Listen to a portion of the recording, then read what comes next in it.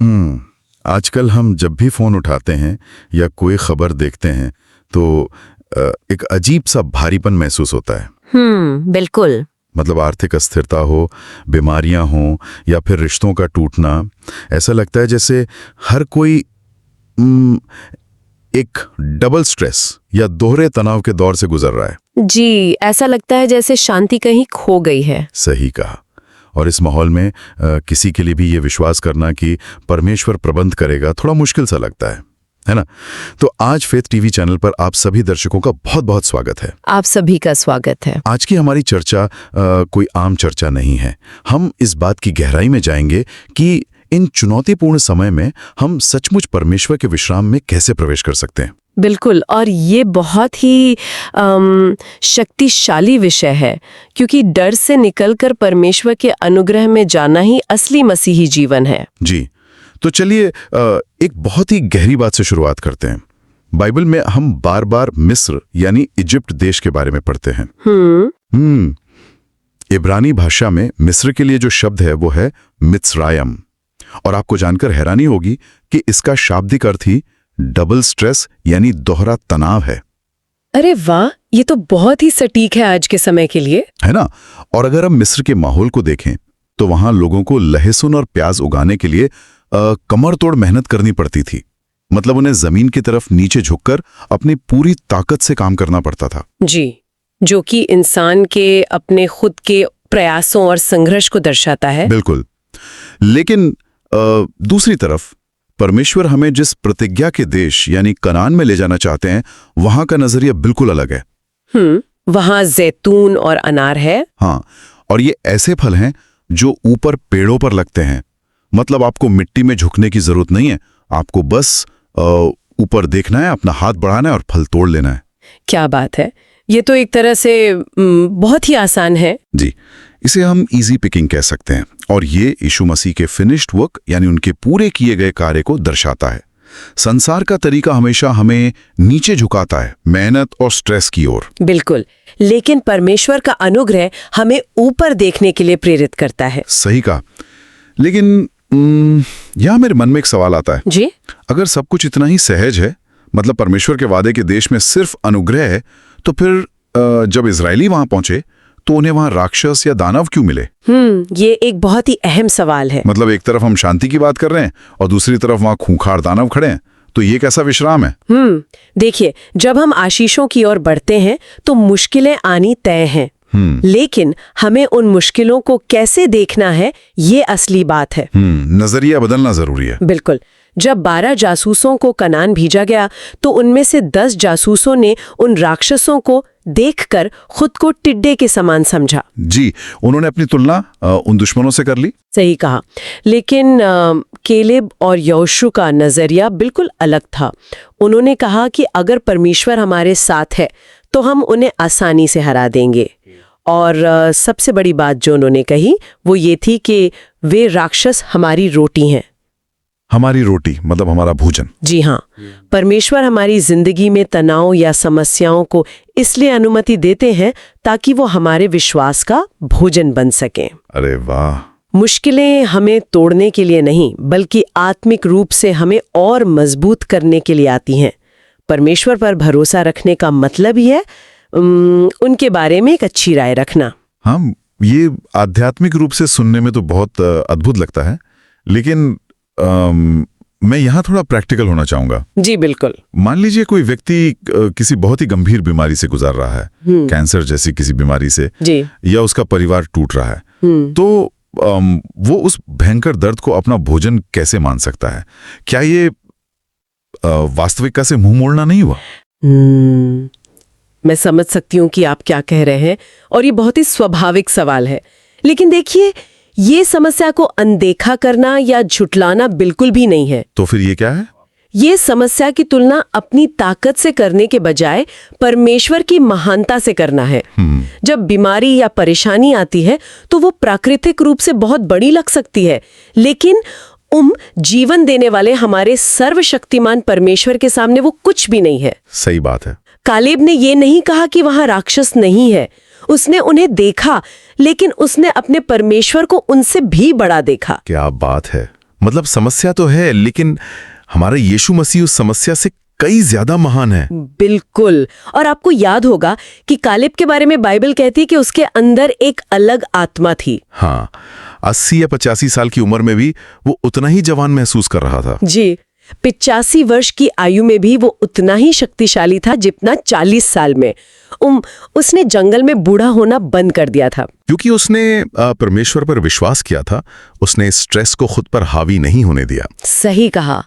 और यहीं पर इब्रानी भाषा का एक और बहुत ही सुंदर शब्द आता है, लेहम। लेहम, जैसे बेतलेहम में जो शब्द है। बिल्कुल सही पकड़े आप। बेतलेहम का मतलब होता है रोटी का घर, लेकिन इब्रानी में इस शब्द लेहम के दो अर्थ होते हैं। पहला है रोटी या भोजन, और दूसरा अर्थ है युद्ध या लड़ाई। रुकिए, मतलब रोटी और युद्ध दोनों एक ही शब्द हैं? जी हाँ, परमेश्वर के राज्य में भोजन करना ही युद्ध करना है। अरे वाह, ये तो बहुत ही गहरा विचार है। मतलब फीडिंग इज फाइटिंग। बिल्कुल। जब हम चर्च में आते हैं, परमेश्वर के वचन को ग्रहण करते हैं और उसकी उपस्थिति में चुपचाप बैठते हैं, तो हम वास्तव में लड़ रहे होते हैं। हमें लगता है हम सिर्फ वचन सुन रहे हैं, लेकिन आत्मिक लोक में परमेश्वर हमारे लिए युद्ध कर रहे होते हैं। ये मुझे भजन संहिता 23 की याद दिलाता है। हाँ, है ना? तू मेरे सताने वालों के सामने मेरे लिए मेज बिछाता है। बिल्कुल सही। ध्यान देने वाली बात यह है कि परमेश्वर दुश्मनों के जाने का इंतजार नहीं करते। वो उनकी मौजूदगी में ही हमारे लिए मेज लगाते हैं। जी, जब शरीर में बीमारी के लक्षण हो या बैंक अकाउंट में पैसे ना हो, तब भी वचन का भोजन करना ही असली कुश्ती है। और यूनानी भाषा में इसी विश्वास की अच्छी कुश्ती के लिए एक शब्द है कालोस, जिसका मतलब होता है सुंदर। एक सुंदर लड़ाई। हाँ, ये कोई ऐसी लड़ाई नहीं है जहां हमें खून पसीना एक करना है। ये एक सुंदर लड़ाई है जहां हमें बस परमेश्वर पर भरोसा रखना है और जीत मसीह की ओर से हमारी है। आमीन। लेकिन कभी-कभी लोग इतने हताश हो जाते हैं कि उन्हें लगता है कि उनके पास लड़ने की बिल्कुल ताकत नहीं बची है। हाँ, कुछ लोग इस वक्त भी शायद पूरी तरह से निराश महसूस कर रहे होंगे। जी, और ऐसे ही लोगों के लिए जकरिया नबी की पुस्तक में एक बहुत ही अद्भुत बात लिखी है। अध्याय 9 में परमेश्वर कहते हैं, हे आशा के बंदियों। आशा के बंदी? ये थोड़ा अजीब विरोधाभास लगता है। कोई आशा का बंदी कैसे हो सकता है? और ये शब्द कावा से आया है, जिसका अर्थ होता है रस्सी की तरह मजबूती से बांधना। ओह, मतलब ये कोई ऐसी खोखली उम्मीद नहीं है कि शायद कल कुछ अच्छा हो जाए। बिल्कुल नहीं। मसीह आशा यीशु के लहू पर आधारित एक बहुत ही मजबूत रस्सी है। और इस रस्सी का सबसे खूबसूरत उदाहरण हमें यरीहो की उस वेश्या राहब की कहानी में मिलता है। जी, राहब की कहानी मेरे दिल के बहुत करीब है। अगर हम सोचे तो राहब का घर यरीहो की उस विशाल दीवार पर बना हुआ था और समाज की नजर में उसका कोई भविष्य नहीं था। बिल्कुल, वो एक वेश्या थी। लेकिन जब इजराइल के जासूस वहां आए तो उसने उन्हें अपने घर पे पनाह दी। हाँ, और उन जासूसों ने उससे बचाने के लिए एक बहुत ही अजीब काम करने को कहा। उन्होंने कहा कि तुम अपनी खिड़की से एक लाल रंग की रस्सी लटका देना। और वो लाल रस्सी ही वास्तव में तिकवा यानी वो आशा थी। वो यीशु मसीह के क्रूस पर बहे लहू का प्रतीक थी। जरा सोचिए दर्शकों, रेहाब की स्थिति की कल्पना कीजिए। जी, वो अपनी खिड़की से बाहर देख रही है। बाहर इजराइल की विशाल सेना खड़ी है और उसके शहर का विनाश निश्चित है।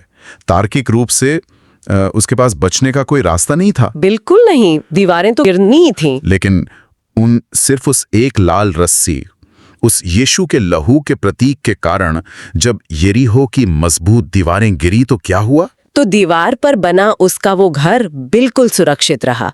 बाकी सब कुछ ढह गया, लेकिन वो लाल रस्सी वाला हिस्सा अपनी जगह पर खड़ा रहा। अरे वाह, सच में परमेश्वर का अनुग्रह कितना अद्भुत है। और बात सिर्फ बचने तक ही नहीं रुकी है ना? जी नहीं, परमेश्वर का अनुग्रह किसी को वही नहीं छोड़ता।